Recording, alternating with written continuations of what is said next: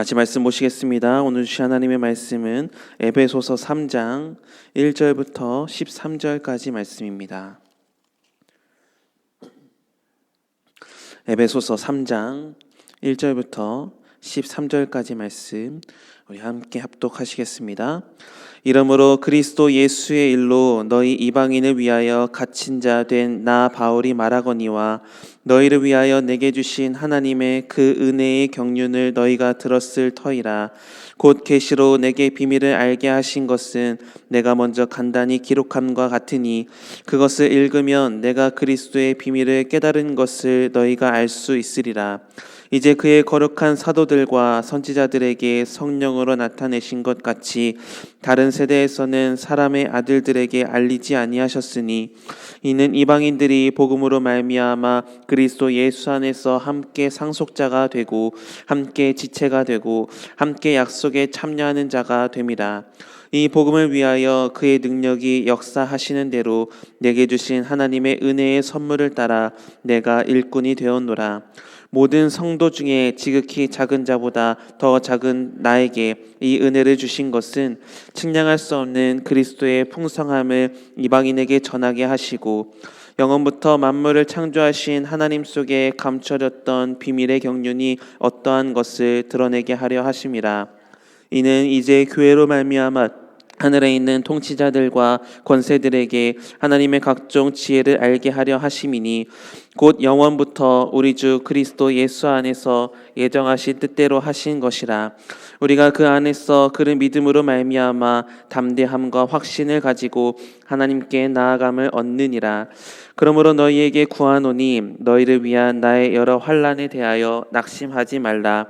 이는 너희의 영광이니라. 아멘. 에베소서 3장의 말씀은 바울의 사도적 사명에 대한 설명이 담겨있는 내용입니다. 오늘 본문 1절의 말씀을 보면 그동안 사도 바울이 자신을 사도라고 불렀었다가 여기서는 갇힌 자라고 소개를 하고 있는데요. 이 갇힌 자라는 말의 의미는 바울이 예수님 안에서는 영광스러운 지위를 가졌을지는 몰라도 사회적인 지위에서는 수감자였고 좀 비참한 삶을 살고 있었다라는 것을 보여주는 표현이기도 합니다. 그렇다면 바울이 왜 갇힌 자가 되었을까요? 하나님께서 설악하신 사명인 이방인에게 복음을 전하다가 갇힌 자가 되었다라고 말을 해요. 이방인도 구원을 받아 하나님의 백성이 될 수 있었다라는 것은 구약시대의 사상에서는 감추어진 비밀이었습니다. 구약시대에는 이스라엘 역사 안에서 하나님의 존재와 뜻을 계시해 주셨고 구약 성경은 이스라엘과 하나님의 언약 관계에 대해서 기록을 하고 있죠.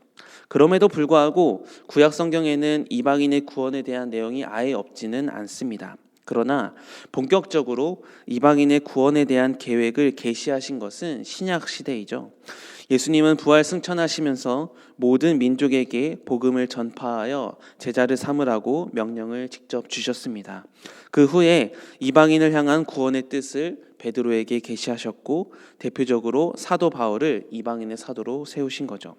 하지만 이때만 해도 아직은 구약시대의 사상이 팽배한 사회의 모습이 있었기 때문에 이방인에게 복음을 전하는 것은 자유롭지 못했으며 이로 인해 갇힌 자가 된 것이죠. 그러나 바울은 복음을 위해 갇힌 자가 된 것이 결코 부끄럽지 않았다라고 말을 해요. 빌립보서에서는 오히려 복음의 진전이 일어나는 것에 대해서 기쁘게 생각하고 있다 이렇게 표현을 하기도 합니다. 2절의 말씀을 보면 바울이 갇힌 자가 된 것을 좀 더 자세하게 설명을 하고 있는데요. 자신이 복음을 위해 갇힌 이유에 대해서 이렇게 설명을 합니다. 그것은 하나님께서 바울에게 이방인을 위한 은혜의 경륜을 주셨기 때문이다 이렇게 말을 해요. 여기서 경륜이라는 단어가 나오고 있는데요. 이 단어는 헬라어 오이코노미아라고 말을 합니다. 일반적으로는 이 경륜이 질서와 계획이라는 뜻을 갖고 있기도 하는데요. 경영한다라는 말의 의미를 갖고 있기도 해요. 그래서 국어사전에서 찾아보니까 이 경륜은 어떤 포부를 가지고 이를 조직적으로 계획하는 것이라고 해석을 하고 있더라고요. 그런데 이 경륜 앞에 하나의 수식어가 붙고 있습니다. 그것은 하나님의 그 은혜라는 수식어가 붙어요. 그러니 은혜의 경륜이다라는 말은 하나님께서 이 땅의 우주 만물을 경영하는 데 있어서 은혜로 경영하셨다라는 거예요. 은혜. 하나님의 자비로운 성품을 나타내 주시며 심지어 우리의 모든 죄까지도 용서하시는 은혜. 이것을 은혜의 경륜이다 이렇게 말을 할 수 있습니다. 그런데 바울이 3절에서는 이 은혜의 경륜이 무엇인지를 조금 더 정확하게 자세하게 해석을 하고 있어요. 3절 말씀을 보면 은혜의 경륜이 무엇인가? 내 계시로 내게 비밀을 알게 하신 것이다 라고 이렇게 말을 해요.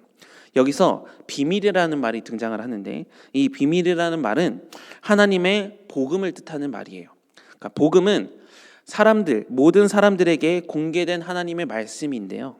세상적인 관점에서 이 복음의 말씀을 듣는다면 그 복음의 참뜻을 헤아릴 수 없기 때문에 이 복음이 비밀이다라는 것이죠. 그러므로 어떻게 해야 세상 사람들이 복음을 비밀로 받아들이는 것이 아니라 복음을 구원의 기쁜 소식으로 받아들일 수 있을까? 그것은 하나님의 은혜로 하신다라는 거예요. 여러분, 우리가 복음을 복된 소식으로 받아들일 수 있었던 이유는 하나님의 은혜 때문입니다. 우리 한 사람 한 사람을 하나님이 사랑하시고 구원하시기 위해서 하나님은 구원의 계획을 세우셨는데 그 계획이 하나님의 은혜로운 경륜에 의해 진행되었고 우리는 은혜의 경륜, 그 은혜로 경영하시는 하나님의 뜻에 따라 구원받은 성도가 될 수 있었다라는 것입니다. 그래서 우리가 예수 그리스도를 믿고 싶어서 믿음이 생긴 것이 아닙니다. 우리는 하나님의 치밀한 계획에 의해서 성도가 된 것이고 하나님의 포기하시지 않는 그 은혜로 말미암아 그리스도인이 된 것이죠. 그러므로 은혜로 오늘 이 자리에 나와서 예배 드릴 수 있게 되었음을 기억하며 우리에게 은혜를 주시는 하나님께 감사하며 살아가셔야 합니다. 그래서 바울이 갇힌 자가 된 것이 부끄럽지 않은 이유는 세상법을 어겨서가 아니라 내게 은혜를 베풀어 주신 하나님이 이방인에게 복음을 전파하라고 하는 사명을 주셔서 예수님 때문에 죄수가 되어야 한다면 기꺼이 죄수가 될 것이고 또 그렇게 되었다라고 고백을 하는 것이죠. 바울은 자신의 인생을 하나님의 은혜의 경륜의 관점에서 이해하려 했습니다. 하나님의 은혜의 경륜으로 구원을 받았고 하나님의 은혜의 경륜으로 이방인의 사도가 되었고 하나님의 은혜의 경륜으로 지금의 사명을 감당할 수 있었다라는 것이죠. 하나님의 경륜이 곧 바울의 삶의 방식이 되었다라는 말입니다. 가말리엘의 문화생에서 로마의 시민권도 가진 사람, 그야말로 모든 탄탄대로가 놓인 미래를 걸어도 될 만한 사람이 바울이었는데 짧디 짧은 인생에서 예수 그리스도를 만난 이후에 자신의 그 모든 것을 배설물처럼 여기며 목숨을 걸면서까지 사명에 애를 쓰는 이유는 하나님의 구원의 경륜을 자신에게 계시해 주셨기 때문에 자신이 이렇게 살고 있다라고 고백을 하는 것이죠. 그래서 바울은 에베소 성도들에게 자신의 갇힘으로 인해 낙심하지 말고 영광을 삼으라라고 당부하고 있습니다. 복음을 통해 받은 환난과 고난은 이방인 성도들에게 영광스러운 구원을 가져오는 과정이 되기 때문입니다. 복음을 위해서, 성도를 위해서, 성도들의 유익을 위해서, 하나님의 영광을 위해서 갇혔으니 곧 이것이 최후 승리라고 확신했던 것이죠. 사랑하는 성도 여러분, 하나님은 은혜로 이 땅을 다스리기로 작정하셨습니다. 그 하나님의 은혜의 경륜이 없었다면 오늘 우리도 존재하지 못했을 것입니다. 그러므로 하나님의 은혜의 경륜, 하나님의 다스리심이 은혜로 이루어진 것을 깨달으신다면 우리는 하나님이 맡겨주신 사명을 기꺼이 감당할 수 있을 것입니다. 세상 사람들은 보기에 복음은 하찮은 이치에 불과할지 모르지만 천국과 지옥은 반드시 존재하며 주님은 말씀하신 대로 다시 이 땅에 곧 오실 것입니다. 그때 예수 그리스도와 상관 있는 자는 영원한 생명에 이르겠지만 예수 그리스도의 십자가와 상관이 없는 자는 영원한 죽음에 이를 것입니다. 이 복음을 나만 누리고 나만 알라고 은혜를 주신 것이 아니라 이제 모든 사람과 함께 나누라고 우리에게 사명을 주셨습니다. 이것이 하나님의 은혜의 경륜입니다. 그러므로 하나님의 은혜의 경륜에 참여한다면 우리는 마땅히 이 복음을 전할 수 있어야 합니다. 나같이 죄인이며 흠 많은 나를 구원해 주신 하나님의 은혜가 크다, 이것을 생각하신다면 이제 복음을 전하는데 사명을 다하시기 바랍니다. 복음을 전하는데 여러분의 인생을 바치시기 바랍니다. 하나님의 은혜의 경륜을 이루는 인생이 되어야 합니다. 하나님의 은혜의 경륜을 여러분의 경륜으로 삼으시기 바랍니다. 인생의 성공은 하나님의 경륜, 하나님의 비전을 소유할 때 성공한 인생이 되게 될 줄 믿습니다. 바라기는 은혜를 많은 사람들에게 알리는 귀한 사명을 감당하여서 하나님을 기쁘시게 하며 하나님의 나라가 확장되는 데 쓰임받는 여러분의 삶이 다 되시기를 주님의 이름으로 축복합니다. 기도하시겠습니다. 사랑의 주님, 감사합니다.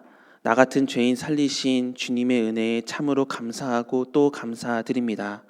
하나님, 받은 은혜를 나누는데 최선을 다할 수 있는 사명자가 되게 하여 주시옵소서. 세상적인 기준에서 복음 전함은 하찮은 일인 것 같지만 하나님의 시선에서 복음 전함은 천하의 모든 일보다도 귀한 일이니 이제 우리가 복음 전함의 메인자 되어 사도 바울처럼 많은 영혼을 주께로 인도하는 일에 쓰임받는 우리가 되게 하여 주시옵소서.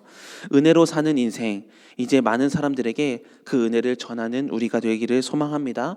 믿음의 지경을 넓혀주시고 하나님의 일에 쓰임받는 우리가 되게 하여 주시옵소서. 오늘도 여러 가지 기도 제목을 가지고 주님께 나온 하나님의 백성을 긍휼히 여겨주시고 하나님만이 주실 수 있는 은혜로 주님 축복하여 주시옵소서. 감사드리며 예수님의 이름으로 기도드립니다. 아멘.